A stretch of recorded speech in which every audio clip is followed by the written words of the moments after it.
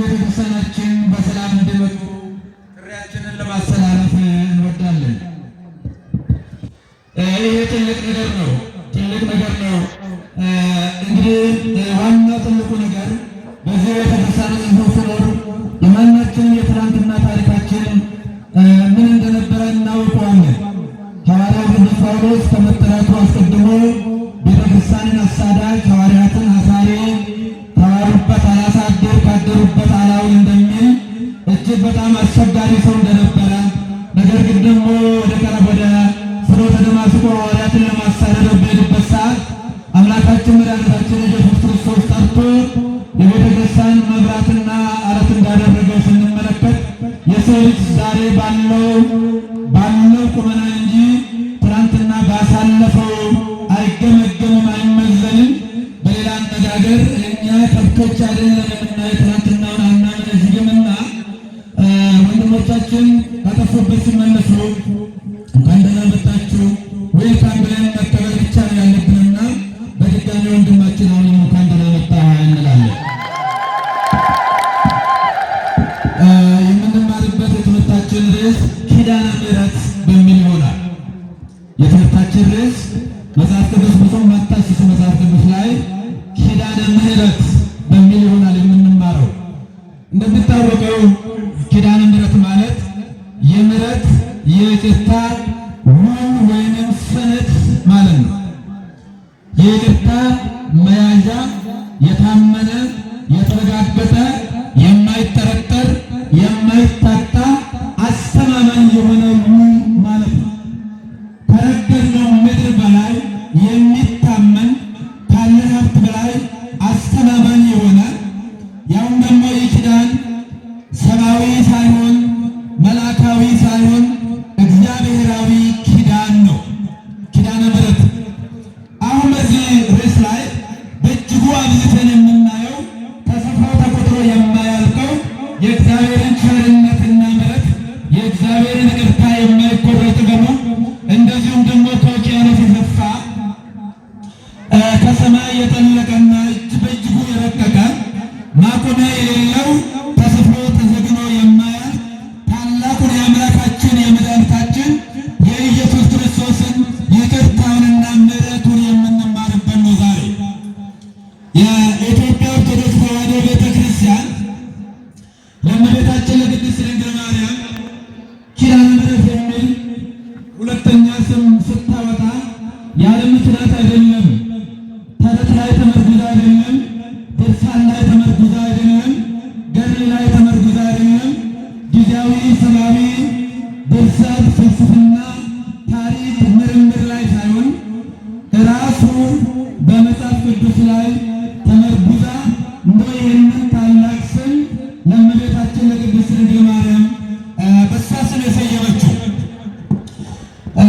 የዚህ የኪዳነ ምሕረት የትርጓሜ ዋናው ምንጩ በኦሪት ዘፍጥረት ምዕራፍ 3 ቁጥር 15 ላይ ወአስተጻርር ማእከሌከ ወማእከለ ብእሲት ማእከለ ዘርከ ወማእከለ ዘርአ ውእቱ ለዕቀብ ሰኩናከ ወአንተኒ ውእቱ ለዕቀብ ርእሰከ ወአንተኒ ዕቀብ ሰኩናሁ።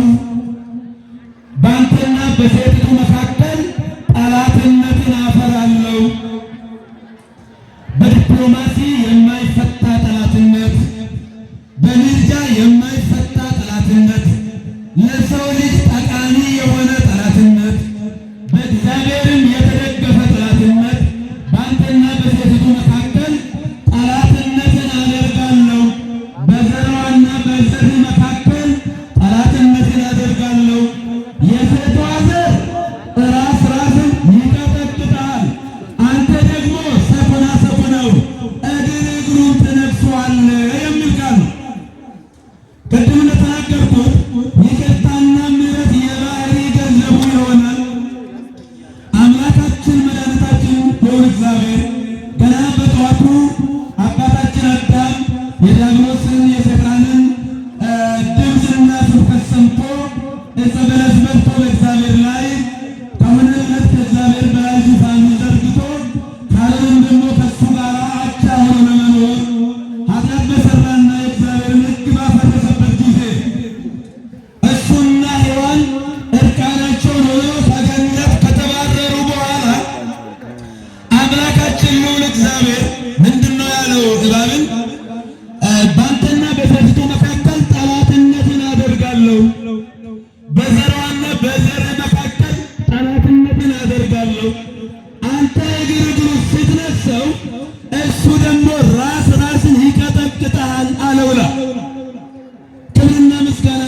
የአምላካችን ሁኔታ ቀላል ቃል አይደለም።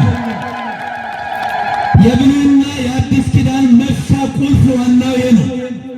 ምስጢሩ ትርጓሜው በሙሉ ተሰብስቦ ያለው ዋና ምንጩ ይሄ ነው። ልብ በሉ።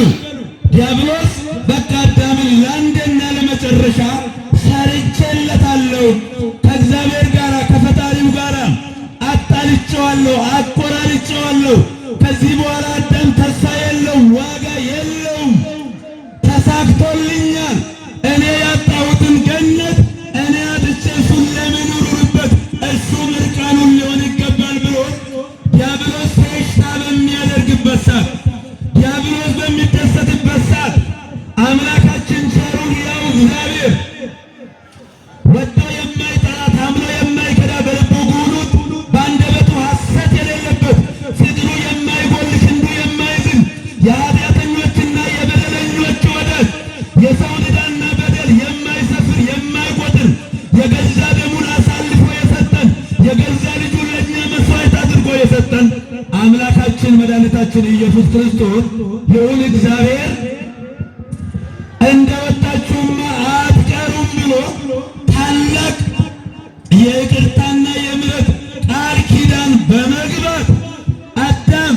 ተመልሶ ወደ ገነት እንደሚገባ ብቻ ሳይሆን አዳም ተመልሶ ወደ ገነት እንደሚገባ ብቻ ሳይሆን እንደተመኘውም እንደጠበቀው ከሦስቱ ቅዱስ አንድ ቅዱስ መሆን እንደሚችል በሚገባ ጠቁሞ የዲያብሎስን ደስታ አጨልሞበታልና ክብርና ምስጋና ለአምላካችን ነው። ምንጊዜም ቢሆን የከሳሾቻችን የጠላቶቻችን የሰራዊት አጋንንት ደስታቸው በእግዚአብሔር ቸርነት ይጨልማል፣ የእኛ ግን ይፈካል፣ ይበራል። ያ ተስፋ ቆርጦ የነበረው አዳም ይህችን ቃል ሲሰማ እግዚአብሔር እንደማይተወው እንደማይዘነጋው ሰምቶ ተስፋውን በልቡ ይዞ ነው አዳም የተሰደደው። ለዚህም ነው ለእመቤታችንም አንቲ ውእቱ ተስፋውን አዳም አመ ይሰደድም ገነት። የመጀመሪያዋ ሴት በቀዳሚት ሔዋንና በግዙፉ በዝልግልጉ በለስላሳው በእባብ መካከል ያለው ጠላትነት ነው። መቼንም ቢሆን እባብ ለሰለሰ ተብሎ ወይንም ደግሞ ገና ግልገል ነው አንድ ፍሬ ነው ተብሎ በኪስ አይያዝም። እባብ መርዛማ ነው። በምድር እንደ እባብ የሰው ልጅ ጠላት የለም። ሌሎች እንስሳት አራዊት የዲያብሎስን ሐሳብ ሊገዙ ስላልቻሉ እሷ የዲያብሎስን ሐሳብ ገዝታ አባታችን አዳምና ሔዋንን ከገነት እንዲወጡ ምክንያት ስለሆነች በሔዋንና በእባብ መካከል ያለው የጠላትነት ደረጃ በእጅጉ ከፍ ያለ ነው። መካከለኛ ቢሆንም ነገር ግን በዘርዋና በዘርዋና በሱ በዲያብሎስ መካከል ያለው ጠላትነት ልብ በሉ። የሰው ልጅ አናት ነው የሚደበድበው የሚቀጠቅጠው። ኃይል ሰጥቶታል፣ ስልጣን ሰጥቶታል። የተነከሰን ነገር ይዳናል። ራሱን የተመታ ራሱን የተፈነከተ ራሱን የተቀጠቀጠ ጨርሶ ሊድን አይችልም። ይዳን እንኳ ቢባል ደሙ በአእምሮ ውስጥ ፈሶ ሕይወቱ ከማለፉ ሊቀር አይችልም። ስለዚህ የሴቷ ዘር ኢየሱስ ክርስቶስ የሴት ዘር ነው። እኛ ስድብ ይመስለናል፣ ንቀት ይመስለናል። ያ የሴቷ ዘር የሞትን ክንዱ ብርት የሰበረ የዲያብሎስን ግዛት በመስቀሉ ላይ ባፈሰሰው ደሙ በሞተው ሞቱ የሻረው ወደ እግዚአብሔር የሚወስደውን ተዘግቶ የነበረውን የገነትን ደጅ በሞቱ የከፈተ መርገመ ሥጋ መርገመ ነፍሳችንን ያስወገደ ወደ ቀደመ ሀገራችን ወደ ሰማይ የወሰደን ካለበት መጥቶ ካለበት የወሰነ በታላቁ የክብር ስፍራ ያኖረን ያ ነው የሴቷ ዘር በሰማይ እናት የሌለው የሌለው በምድር አባት የሌለው እንበለ ዘር እንበለ ሩካቤ የተወለደ ማኅተመ ድንግልናው ሳይፈታ የተወለደ በጊዜ ሕፃናት ያለቀሰ በምድር ላይ በድህነት የተመላለሰ የድንግል ማርያምን የድንግል አሊ በድንግልና የድንግልና ወተት ጡት የጠባ ያ ነው አስደናቂ የእግዚአብሔር ምሕረት። ለዚህም ነው ቅድም የትምህርታችን መነሻ ርዕስ ኪዳነ ምሕረት ነው ያልኳችሁ። ምሕረት የምሕረት ኪዳን የመጀመሪያ ደረጃ የምሕረት ኪዳን ቅድም በጠቀስነው በኦሪት ዘፍጥረት 3:15 ላይ አምላካችን እግዚአብሔር ከአዳምና ከሔዋን ጋር ያደረገው አያችሁት። ምንም ዘመኑ ቢረዝምም እግዚአብሔርን የሚቀድመው የለምና ከ5500 ዘመን በኋላ የማያደርገውን ነገር የማይናገር የተናገረውን ደግሞ የማያስቀር ምሎ የማይከዳ እግዚአብሔር ተቀዳሚ ተከታይ የሌለው ልጁ ወደ ምድር ውረድ፣ ተወለድ፣ ሙት፣ ተሰቀል፣ ዓለምን አድን ብሎ ወደ እኛ ላከ። ክብርና ምስጋና ለአምላካችን ነው። እግዚአብሔር ታላቅ አምላክ ነው። ይህንን ነው እንግዲህ መረሳት ስለሌለበት ታሪኩ በአጠቃላይ መነሻው መጽሐፍ ቅዱሳዊ እግዚአብሔራዊ ስለሆነ ታሪኩ በሚገባ በሊቀ ቤተክርስቲያን ሊቃውንት ታይቶ ተጠንቶ የኢትዮጵያ ኦርቶዶክስ ተዋሕዶ ቤተክርስቲያን እመቤታችን ቅድስት ድንግል ማርያም የምሕረት ኪዳን ምሕረት ራሱ ነው፣ ክርስቶስ ነው። ምሕረት ይቅርታ፣ ይቅር ባይ ብቻ አይደለም። እሱ ይቅር ባይም ነው፣ ይቅርታም ነው፣ ይቅርታ ተቀባይ ነው፣ ይቅርታ አድራጊ ነው።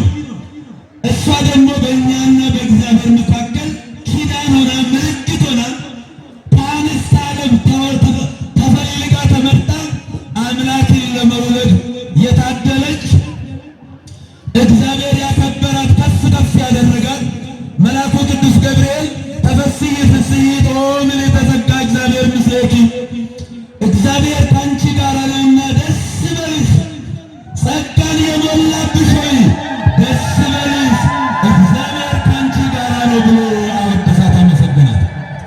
የእኮ ሌላ አይደለም።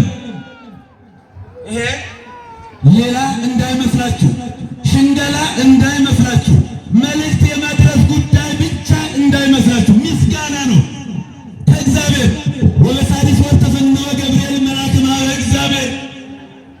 ኤልሳቤጥ በፀነሰች በ6ኛ ወር መልአኩ ቅዱስ ገብርኤል ከእግዚአብሔር ተልኮ ወደ እመቤታችን ወደ አንዲት ድንግል በሥጋዋም በሐሳብም በሐልዮም ፍጹም ድንግል ወደ ሆነች እግዚአብሔር ለእናትነት ወዳዘጋጃት ወደ እመቤታችን ወደ ቅድስት ድንግል ማርያም ሲመጣ አንቺ ጸጋ የሞላብሽ ሆይ ከሴቶች ሁሉ የተለየሽ ነሽ፣ አንቺ የማኅፀንሽን ፍሬ የተባረከ ነው፣ ደስ ይበልሽ፣ እግዚአብሔር ከአንቺ ጋር ነው ብሎ አመሰገነ። ደስ ይበላችሁ።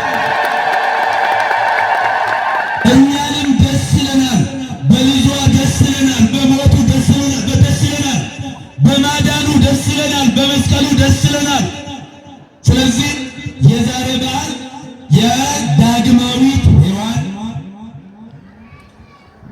በቀደመችው ሔዋን ከመበደሏ አስቀድሞ በነበራት ቅድስና ደረጃ የተፈጠረች በንጽሕና በቅድስና የታተመች የእመቤታችን የቅድስት ድንግል ማርያምን በዓል ነው ዛሬ የምናከብረው። አመስግኑት እግዚአብሔር። እንደምታውቁት በቤተ ክርስቲያናችን ከነገረ ሥላሴ፣ ከነገረ ሥጋዌ፣ ከነገረ ሰብ ቀጥሎ በሰፊው የሚተነተን የሚነገር የቤተ ክርስቲያናችን አንዱ ትምህርት ነገረ ማርያም ነው። ልብ በሉ። የኢትዮጵያ ኦርቶዶክስ ተዋሕዶ ቤተ ክርስቲያን ስለ ድንግል ማርያም ስታስተምር ምን ብላ ነው የምታስተምረው? ይሄን በደንብ መስማት ያለብን። እንደገለ እንዲህ ይሏታል፣ እንደገለም እንዲህ ይሏታል። በነፃ ማስታወቂያ አትንገሩ። የጠላትን ማራገብ አያስፈልግም። እንዳልኳቸው ቡሩክት አንቲ እምአንስት ወቡሩክ ፍሬ ከርሥኪ፣ አንቺ ከሴቶች መካከል የተለየሽ ነሽ ብሎ ሲላት መልአኩ ቅዱስ ገብርኤል ምን ማለቱ ነው? እንደ ማንኛውም እንስታዊ ሴት የተሟላ የሰውነት ክፍል ያላት እንደችም እመቤታችን ቅድስት ድንግል ማርያም። ግን መልአኩ ቅዱስ ገብርኤል አንቺ ከሴቶች መካከል የተለየሽ ነሽ። የመጀመሪያ ደረጃ እግዚአብሔር በማኅፀነ ሐና ከኃጢአትና ከበደል ለይቶ አንስቶ ቀድሶ ስለፈጠራት ነው። ክብርና ምስጋና ለአምላካችን ነው። ብዙዎች ሲከራከሩ የአዳም ጥንተ ኃጢአት ወይንም ጥንተ አብሶ እንዴት ሳይነካት ተወለደች ብለው ይከራከራሉ። ለዚህ ሶስት ምሳሌዎችን ብቻ ማስቀመጥ በቂ ነው። የመጀመሪያ ደረጃ ወርቅ የሚባለው ወርቅ ከሰማይ አይወርድም፣ እንደ ዝናብ አይዘንብም፣ ከዛፍ ላይ አንቆርጠው ከጭቃና ከአፈር መካከል ባለሙያው ለይቶ አንጥሮ በከውስ 7 ጊዜ አንጥሮ ከአፈርና ከጭቃ መካከል ከትቢያ መካከል ከአመድ መካከል ወርቅ ያወጣል አያወጣም? እስኪ ንገሩ። ያወጣል አያወጣም? ያወጣል። ልክ እንደዚህ ሁሉ ጌታችን አምላካችን መድኃኒታችን ኢየሱስ ክርስቶስ ዕዳ በደል መርገምና ቅጣት ካለባቸው ከኢያቄምና ከሐና በመለኮታዊ ኪነ ጥበቡ ጠብቆ አንስቶ ፈጥሯታልና የእሱ ጥበብ ነው። ክብርና ምስጋና ለአምላካችን ነው። እመቤታችን የአዳም ኃጢአት የለባትም። ለምን ያለ እንደሆነ በሮሜ ምዕራፍ 5 ቁጥር 14 ላይ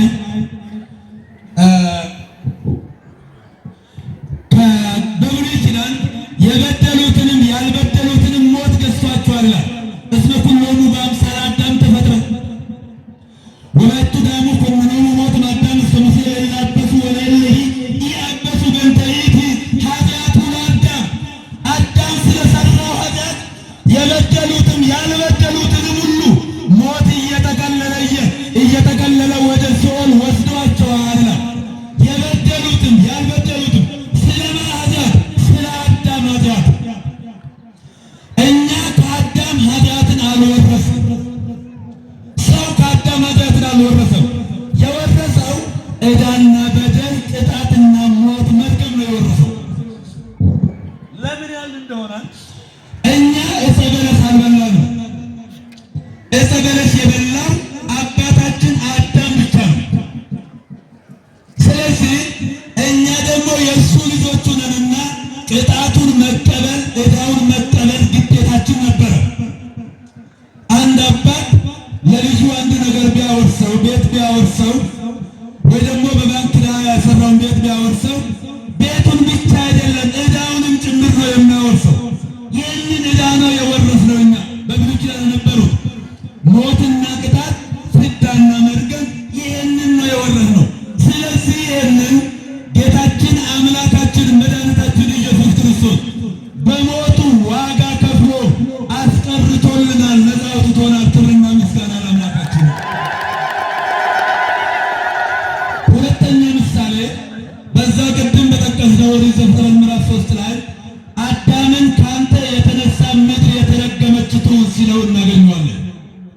ካንተ የተነሳ ምድር የተረገመች ትሁን ያለ እግዚአብሔር በኦሪት ዘጸአት ምዕራፍ 3 ላይ ደግሞ ፍታ ቶታናሳኒ ከመገሪከ እዝመተ ትቀይዳት ምድር ቅድስት ደብረ ሲና ሙሴ ሆይ አሁን ያጠለቅከውን ጫማህን ከእግርህ አውልቅ፣ አንተ የቆምክባት ስፍራ የተቀደሰች ናት ይላል አምላካችን። ምን በሉ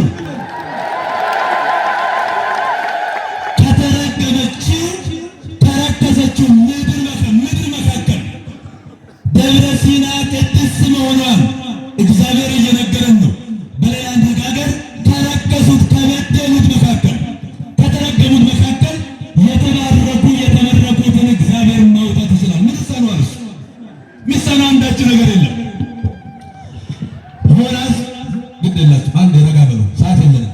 ሶስተኛ ምሳሌ ዮናስ በከርሰ አንበሪ ሲያድር 3 ቀንና 3 ሌሊት አሳ አንበሪ ሳይበላው ሳያደማው ሳያቆስለው በደህና ወደ የብስ እንዳወጣው መጽሐፍ ቅዱስ ነው የሚናገረው። እንደዚህ ሁሉ የመጋዝ ጥርስ ካለው አሳ አንበሪ እንደምታውቁት አሳ አንበሪ ሲውጥ አያኝክም። ሁላችሁም ከኔ ጋር ናችሁ? አያኝክም፣ ይውጣል። ሰው ያ የገባ ሰው የሚቆራረጠው እንደሚሰቃየው ይወጣሉ ብሎ ጥረት ያደረገ ነው። ጥርሱ ወደፊት ነው። እንደዚህ ራሱ ቀስ አድርጎ እንትን አይደለም። ኤርፖርት ላይ ታችሁት እንደሆነ ዝም ብሎ ይዟቸው የሚሄድ ልክ እንደዛ ይዟቸው ሄድና ተገቢ ስፍራ ላይ ያሳርፋል። ወደኋላ ልመለስ ካለ ግን ያ ጥርስ እየቀረደደው እየፈጨው ሕይወቱን ያጠፋዋል። ልብ በሉ፣ የእግዚአብሔር ልዩ ጥበቡ እግዚአብሔር ከተናገረ የማይታዘዝ ማንም ነገር የለም። እግዚአብሔር ኃያል ነው። እግዚአብሔር ታዋቂ ነው። ስሙ እግዚአብሔር ነው የተባለው። ይሄ የመጋዝ ጥርስ ካለው ወደ ተመልሼ እወጣለሁ የሚሉትን እየቀረጣጠፈ የሚጥል ከዚህ ከአሳ አንበሪ ሆድ ዮናስን በደህንነት በሰላም እንዳወጣ ሁሉ እመቤታችንንም ከነውር ኃጢአት እራሱ ጠብቆ እራሱ ወዶ እራሱ ፈቅዶ አስገኝቶልናልና ክብርና ምስጋና ለአምላካችን።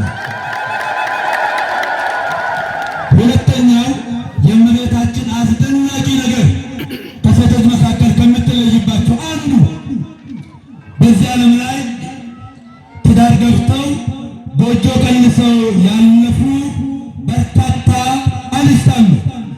እንደነ ሳራ ያሉ እንደነ ኤልሳቤጥ ያሉ። እነዚህ እናት ይባሉ እንጂ ድንግል አይባሉ። በዚህ ዓለም ላይ ደግሞ እንደነ ዮፍታሔ ልጅ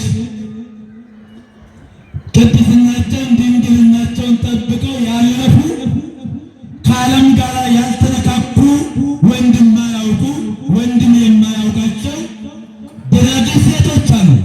እነዚህም ድንግል ይባሉ እንጂ እናት አይባሉ። ነገር ግን እመቤታችን ሁለቱም ተቃራኒ በፍጹም አብረው ሊኖሩ የማይችሉ እንደ ላምና እንደ አንበሳ እንደ ነብርና እንደ ፍየል የሚጠፋፉ እንደ ውሃና እንደ እሳት ለመጠፋፋት የሚፈላለጉ ሁለቱም እንስታዊ እሴት፣ ጸጋ፣ ስጦታ፣ በረከት ይዛ የተገኘች ነችና ይህን ያደረገው እግዚአብሔር ነው። ክብርና ምስጋና ለአምላካችን ነው። ይሄ የእሷ ጥረት አይደለም፣ የእሷ ገድል አይደለም፣ የእሷ ትሩፋት አይደለም፣ የእሷ ኃያልነትና ኃይል አይደለም። የእግዚአብሔር ቸርነት የእግዚአብሔር ፈቃድ ነው። ይህን ያደረገው እግዚአብሔር ነው። በድንግልና ተጸንሶ በድንግልና የተወለደው አምላካችን መድኃኒታችን ኢየሱስ ክርስቶስ እመቤታችንን በዚህ ልክ ነው ያከበራት። ክብርና ምስጋና ለአምላካችን ነው። ስለ እመቤታችን ስናስተምር ስንማርን እግዚአብሔር በእሷ አድሮ ያደረገውን የእግዚአብሔርን ቸርነት የእግዚአብሔርን ምሕረት ለእግዚአብሔር ስራ የተመቻቸች እግዚአብሔር ስራውን እንዲሰራ ምቹ ሆና ራሷን ጠብቃ ከዓለም ለይታ የተገኘች መንፈሳዊት እናታችን ስለሆነች በሶስተኛ ደረጃ ፕሮቴስታንት ባልስ ብሎ የሚያደንቃት የሚያመሰግናት መልአኩ በዚህ ዓለም ላይ ያሉ ታላላቅ እናቶች ነገሥታትን፣ ሊቃነ ጳጳሳትን፣ ታዋቂ ግለሰቦችን፣ ፈላስፎችን ሊወልዱ ይችላሉ።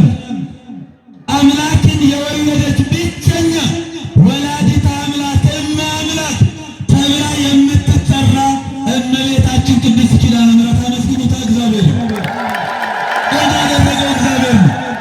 ስለዚህ ቅድም በጠቀስነው በኦሪት ዘፍጥረት ምዕራፍ 3 ቁጥር 15 ላይ ከእሷ የተወለደው አምላካችን መድኃኒታችን ኢየሱስ ክርስቶስ እሱ ብቻ የዓለም መድኃኒት፣ የዓለም ቤዛ፣ የኃጢአትና የሞት መድኃኒት በማዳኑ ተረፈ ደዌ የሌለበት ሁልጊዜ ሰዎች ወደ እሱ እንዲመጡ እንጂ እንደጠፉበት የማይፈልግ ራሱ ኪዳን ሆኖ የተሰጠን አንዱ እሱ።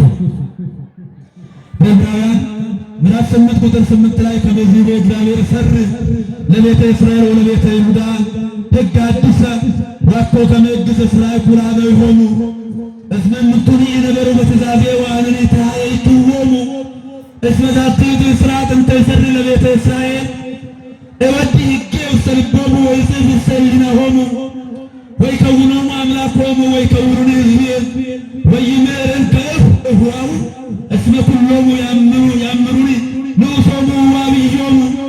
እነሆ እግዚአብሔር እንዲህ ይላል፣ ከቤተ እስራኤል ጋር ከክርስቲያኖች ጋር አዲስ ቃል ኪዳን የሚገባበት ዘመን ይመጣል። እንደ ቀደመው አሮጌ ኪዳን አይደለም። በፍየል በበግ በኮርማ እንደ ሆነው መጨረሻ እንዳለው እስከዛ እንደዛ እንደ አሮጌ ኪዳን አይደለም። እኔም ቸል አልኳቸው፣ እነሱ ሕጌን መጠበቅ ተስኗቸው ነበር። ከዚህ በኋላ ከእስራኤል ዘነፍስ ጋር የሚገባው ቃል ኪዳን እንዲህ ነው። ሕጌን በልቡናቸው ሰሌዳ በሕሊናቸው ጓዳ እቀርጻለሁ ይላል። ክብርና ምስጋና ለአምላካችን ነው። አምላካችን ኢየሱስ ክርስቶስ ሕጉን ፍጥሩን በደሙ በልባችን ላይ ቀርጿል፣ አትሟል። ምን ማለት ነው? ያንን የብሉይ ኪዳንን የአሮጌ ዘመንን ሕግ በጽላት ድንጋይ የተጻፈውን ሕግ መጠበቅ አቅቶን ነበረ። በጥቅልል ወረቀቶች ላይ የተጻፈውንም መጠበቅ ተስኖን ነበረ። አሁን ግን እሱ ነው የተጻፈብን፣ እሱ ነው የታተመብን። ክብርና ምስጋና ለአምላካችን ነው። እጽፋለሁ ይላል እኮ ልብ ላይ የተቀረጸ ነገር አይጠፋም። ልብ በሉ፣ የተቀረጸ የተነቀሰ ነገር አይጠፋም። የተጻፈ ነገር ለተወሰነ ጊዜ ይኖራል። የተቀረጸና የተነቀሰ ግን ሺህ ዘመናትን ይዘልቃል። ስለዚህ ምን ይላል? እነሆ እኔ አምላክ እሆናቸዋለሁ እነሱም ልጆች ይሆኑኛል። ከዚህ በኋላ ማንም ጌታን እወቅ ብሎ አያስተምርም። ከታላቁ ጀምሮ እስከ ታናሹ ድረስ ሁሉም ያውቁኛልና ይላል አምላካችን እግዚአብሔር። ስላወቀን ክብርና ምስጋና ይግባው። እኛ በምን አቅማችን እናውቀዋለን? እግዚአብሔር ከኛ የማወቅ አቅም በላይ ነው። ስለዚህ አምላካችን እግዚአብሔር ቅድም እንደተናገርነው በሴቷና በእባብ መካከል ለዘላለሙ የሚኖር ጸብ፣ ማለቂያ የሌለው በመለኮት የተደገፈ ጸብ፣ ይሄ ብቻ። ሌሎች ጸቦች፣ ጥሎች፣ ጦርነቶች ይቆማሉ። ምንጊዜም ቢሆን በእኛና በሰይጣን መካከል ያለውን ጠላትነት በሚገባ መጠበቅ ያስፈልጋል። ልብ በሉ፣ ከእግዚአብሔር መራቅ ከሰይጣን ጋር ለመታረቅ እንደመሞከር ማለት ነው።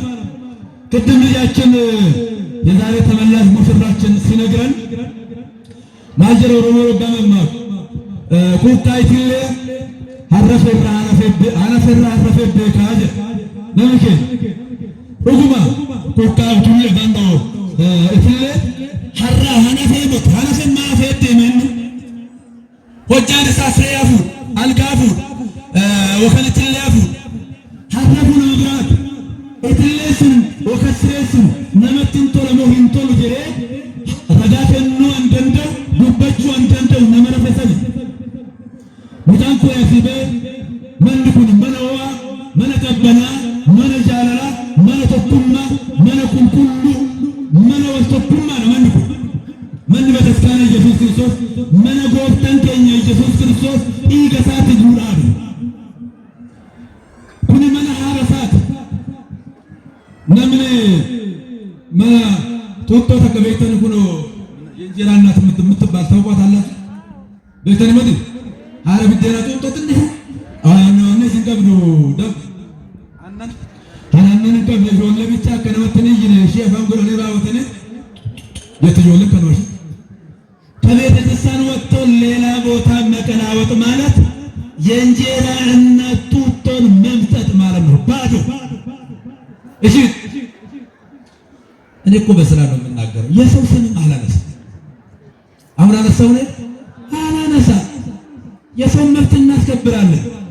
ከኢትዮጵያ ኦርቶዶክስ ተዋሕዶ ቤተክርስቲያን ሃይማኖትን ክዶ እዚህ ይሳለኛል ብሎ ጭፈራ ቤት መቀላወጥ የእንጀራ እናት ጡጦን እንደ መምጠጥ ነው። እንዳልኳችሁ ከዚህ የተለየ ወተት የላትም። ያች ለጊዜ መዝጊያ ነች ትመስላለች፣ ግን አይደለችም። ባዶ ነች፣ ባዶ ላስቲክ። የእኛ ቤት ሙሉ ነው። ተመልከቱ፣ ሊቃውንቱ ሙሉ ናቸው፣ ሰንበት ተማሪው ሙሉ ነው፣ ምዕመናኑ ሙሉ ነው። የት ሀገር ነው ፀሐይ ላይ በዚህ ደረጃ ቆሞ ወንጌልን የሚሰማ ህዝብ እኮ እኛ ቤት ነው ያለው። እስኪ ለራሳችሁ ምስጋና ስጡ። እንደ ቆማችሁለት እግዚአብሔር ለብረተምኩ። ስለዚህ ሄጃለሁ፣ አልተመቸኝም፣ አልደላኝም፣ አላረፍኩም። አላረፍኩም። ከእግዚአብሔር ተገንጥሎ ተነጥሎ ማረፈቻ ማረፍ የሚቻለው በእግዚአብሔር። ኦሪት ዘዳግም 33:27 ላይ አንድ ቃል በጣም የሚገርም ቃል ምን ይላል? መኖሪያ የዘላለም አምላክ ነው፣ የዘላለም ክንዶች ካንተ በታች ናቸው። እረፍ፣ ደስ በል። እሱ ነው መኖሪያ የዘላለም አምላክ። ፍጡር መኖሪያ ሊሆን አይችልም። ሰማያዊ ምድራዊ ፍጡር ለሰው ልጅ መኖሪያ የዘላለም መኖሪያ የዘላለም አምላክ የአንድ ቀን አይደለም እኮ የዘላለም አምላክ የሚያሳርፍ እሱ ነው። የዘላለም ክንዶች ደግሞ ከአንተ በታች ናቸው። የማይታጠፍ የማይዝል ጽኑ ክንድ ኃያሉ ክንድ የእግዚአብሔር ነው። እሱ ነው የሚያሳርፈው። ልብ በሉ። ሃይማኖትን መቀያየር የጨውን ውሃ መጠጣት ብሻነ ሸቦ ቤት ተዲሞቲ ቤት ተሞንበልተ ግድ አፋር ሜድ የለባችሁ ወይ ቤት ብሻና ሸቦ ጋሩጋን አመስ ነመሮበስ ጣሳ ቶኮ ጋር ፈንሞዩ ጆጊ ቶኮ ፊዳር ጆጊ ቶኮ ጋር ፈንሞዩ ሁቦ ቶኮ ፊዳር ሁቦ ቶኮ ጋሩ ገንሞዩ ጋሪ ቶኮ ፊዳር ከናች ገታ ነመሮ ገራ ነመሮ ሰጫ ገራ ነመሮ የሚያረካ የሕይወት ውሃ ኢየሱስ ክርስቶስ ተአምራትን ፍርፋሪ ነው፣ አያጠግብም። የሚያጠግበው ታላቁ የገበታ ድግስ ኢየሱስ ክርስቶስ የሚያጠግበው እሱ ነው። ሆድ የሚሞላ እሱ ነው። ጥምን የሚቆርጥ እሱ ነው። ረሃብን የሚያስወግድ እሱ ነው። እሱ ደግሞ እዚችና ቤተክርስቲያን ውስጥ ነው ያለው። ክብርና ምስጋና ለአምላካችን ነው። ስለዚህ ምን ፍለጋ የትም አንሄድም። እንደ ወንድማችን ልባም ሆኖ በድፍረት ምስክርነት ነው የሰጠው። ይሄ ልጅ አልተደበቀም፣ ምስክርነት ነው የሰጠው።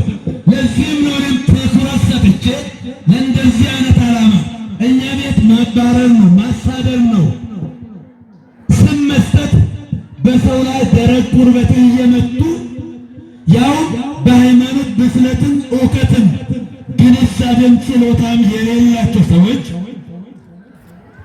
ቀንዳም ለሆኑ ታላላቅ ሊቃውንት በሳል ለሆኑ አስተማሪዎች የስም ማጥፋት ታርጋ በመለጠፍ አላስፈላጊ ነገር ውስጥ ሰው እዚህ እንዳይረካ የሚያደርጉ ሰዎች። ስለዚህ በዚህ ደረጃ መፍትሮ እኔ ወደ ወጣሁባት ወደ ኖርኩባት ወደ አዲሷ ቤቴ ወደ ቤተ ክርስቲያኔ ተመልሳለሁ፣ ተቀበሉኝ ብሎ ነው የመጣው። እግዚአብሔር ተቀብሎታል። እኛ ምን አናዝነው? በጀርባችን ተቀብሎታል እግዚአብሔር። እኔ አዲስ አበባ መጥቶ ቤት ሲያናግረኝ ና ነው ያልኩት። አብ የሰጠኝ ሁሉ ወደ እኔ ይመጣል ብሏል ጌታ። ወደ እኔ የመጣውን ደግሞ ወደ ውጪ አላወጣው። እግዚአብሔር የት ቆየ? ምን አደረግ? ከትላንትና የወጣ አምላክ ነው የኛ አምላክ። ትላንትና ውስጥ የለም። ስለዚህ በርቱ፣ ጠንክሩ። በእውነቱ እግዚአብሔር ከእናንተ ጋር አሁን ከዚህ በላይ ላደክማችሁ አልፈልግም። ባሰኝ በጣም ደስ ይለኝ ነበረ። የጥበብ መጀመሪያ እግዚአብሔርን መፍራት፣ ቀጥሎ ደግሞ ነገር ማሳጠር ነውና እኔም በጊዜ ከዚህ በላይ ሳልሄድ እንዳባ ሕርያቆስ በረዥሙ እንዳልደክም እዚህ ላይ በቃኛል። ሁንደ ኬሰኑ ስራ የብሱ የስና ቁልቁሌሱ እግዚአብሔር ባርካችሁ ቀድሳችሁ አረጋውያንን እግዚአብሔር ያኖርልን፣ ሕፃናትን ያሳድግልን፣ ቤተ ክርስቲያናችንን እግዚአብሔር ይጠብቅልን።